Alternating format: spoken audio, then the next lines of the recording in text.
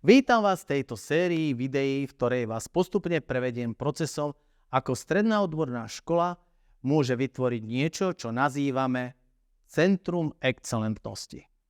Moje meno je Ondrej Holienčík a som riaditeľ Strednej odbornej školy strojníckej v Kysuckom Novom Meste. Pod pojmom Centrum excelentnosti sa v Európe skrýva množstvo rôznych pohľadov, prístupov a prvkov. Na konci dňa je to excelentne vybavená vzdelávacia inštitúcia, ktorá pripravuje žiakov v moderných podmienkach s modernými prístupmi.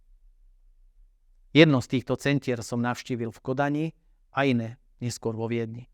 Tedy som sa rozhodol, že takéto niečo by bolo vhodné vybudovať zo strednej odbornej školy na Slovensku a tým naplniť realizáciu vízie Centra excelentnosti. A tu niekde sa začína náš príbeh.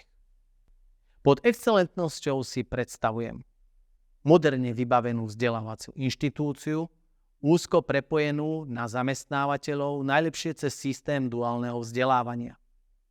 Vzdelávaciu inštitúciu, ktorá sleduje najnovšie trendy a potreby na trhu práce.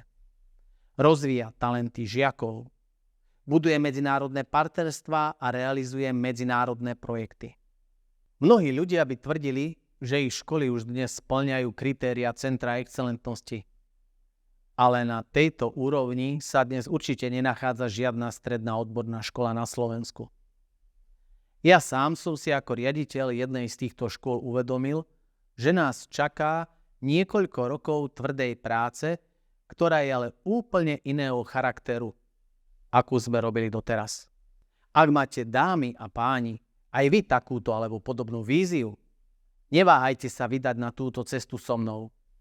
V nasledujúcich videách vás prevediem postupnými krokmi, ktorými je potrebné prejsť, ak sa chceme baviť o vybudovaní skutočného centra excelentnosti, porovnateľného so špičkou v zahraničí. Moje meno je Ondrej Holienčík a toto je séria videí Centrum excelentnosti 101.